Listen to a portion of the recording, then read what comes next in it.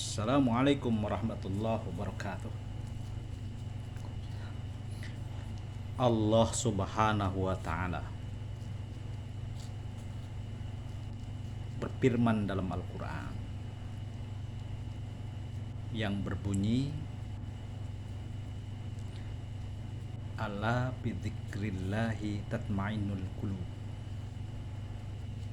Satu-satunya hati itu bisa tenang, bisa damai, hanya mengingat Allah, kembali pulang, innalillah. Ini sebenarnya yang harus didapat oleh siapapun yang ingin berbahagia. Sebagaimana doa yang selalu kita panjatkan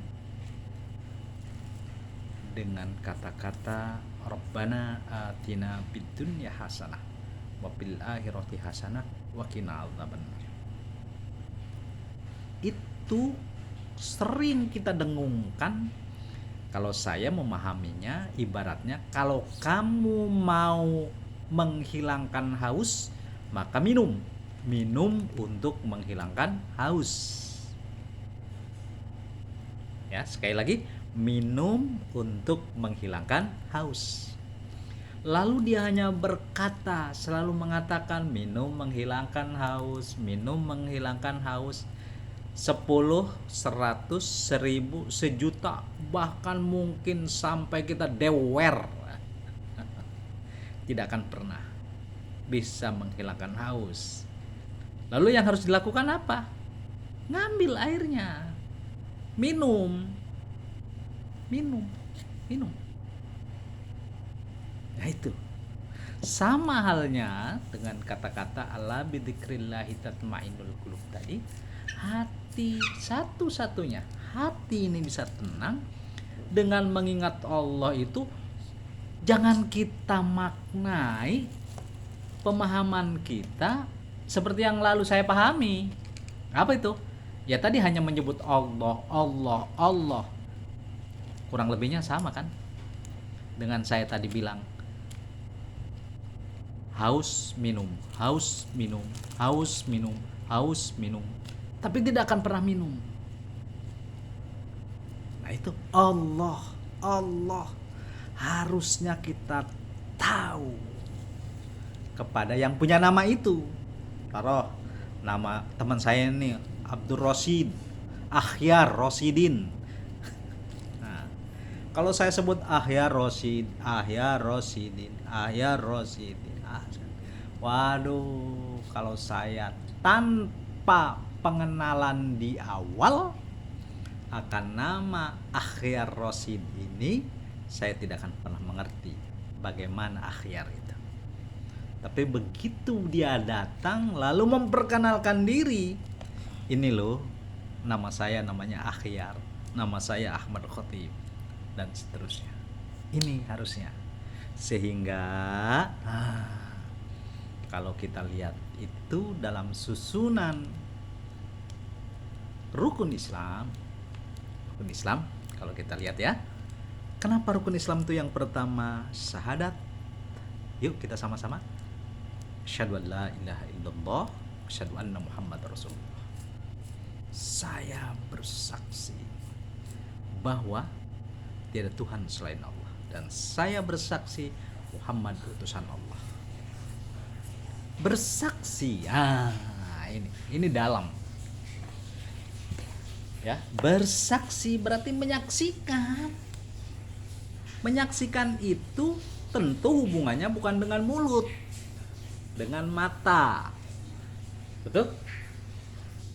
Mendengarkan berhubungannya dengan kuping. Merasakan hubungannya dengan kulit, dengan lidah.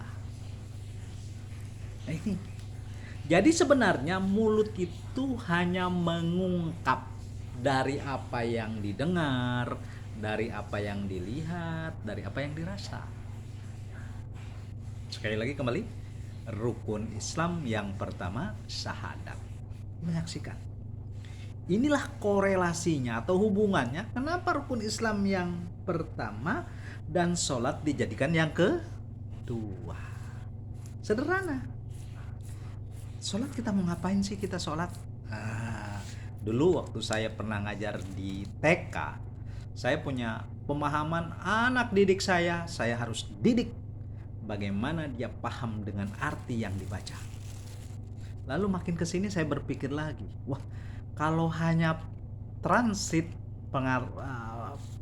pengertian tadi, misalnya Allahu Akbar, Allah Maha Besar dalam hati kita, lah kalau gitu keenakan orang Arab dong, yang dia sudah bahasanya, dia tidak perlu lagi transit, ya, translate dari mana? Dari bahasa Arab ke bahasa Indonesia, keenakan orang Arab.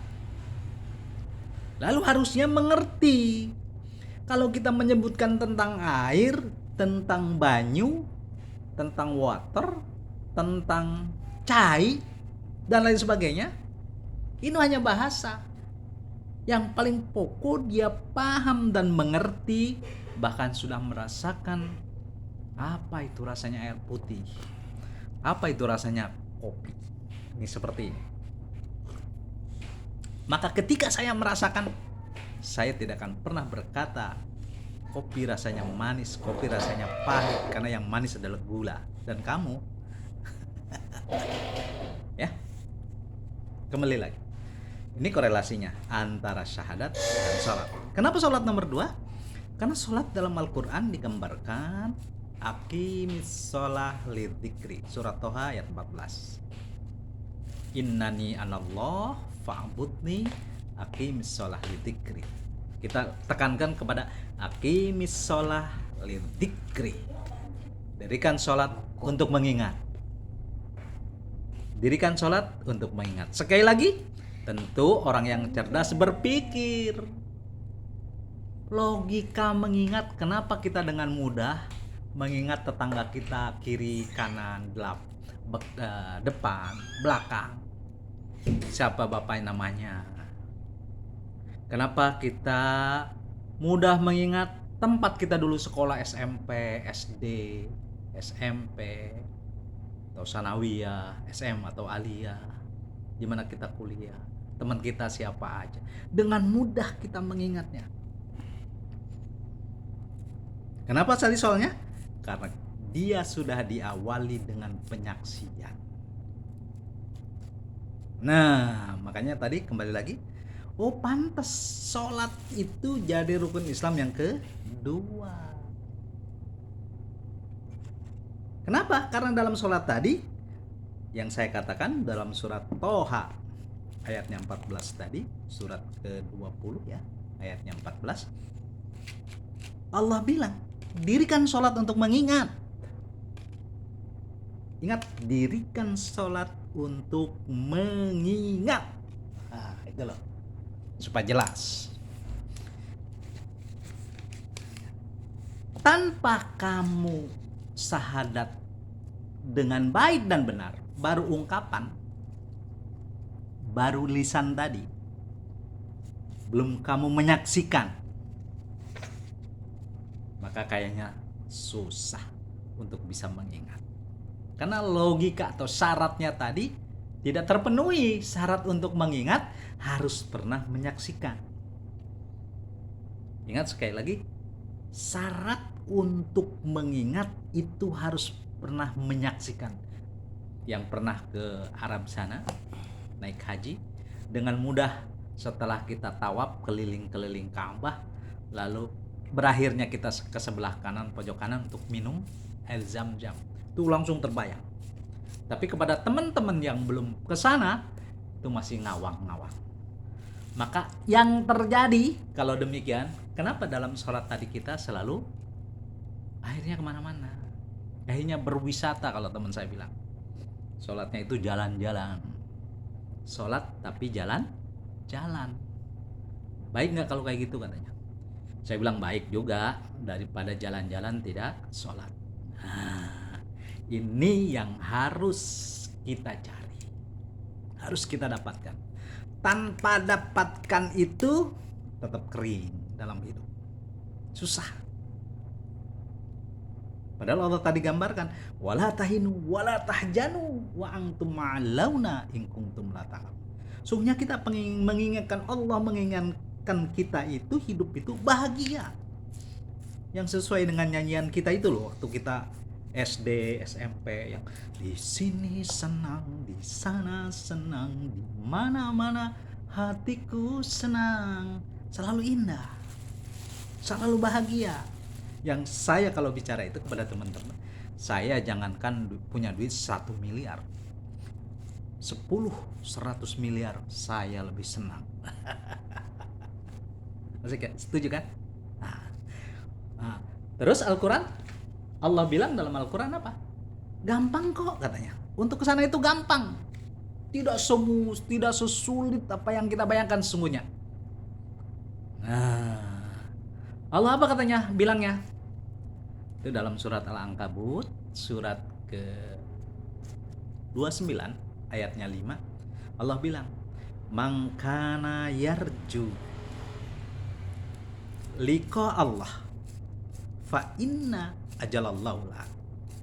Mangkana siapa saja tak terkecuali, baik laki atau perempuan, siapapun, karena Al-Quran itu sesungguhnya untuk setiap manusia yang mau membacanya. Yarzu, kalimat fi'il mudhari, bimana kini sampai yang akan datang, yang berharap, yang ada keinginan untuk apa? Untuk berjumpa dengan Allah, alias untuk bersyahadat. Ya, tadi yang ada keinginan. Karena kalau tidak ada keinginan, jangan pernah bermimpi. Saya suka analogikan tentang keinginan itu. Kalau saya suka akan minum air putih, karena saudara-saudara pun sama, pasti suka minum air putih. Jangankan ada, ya, airnya itu jangankan ada. Tidak adanya pun kita mau nggak mencarinya? Mau, bahkan membelinya.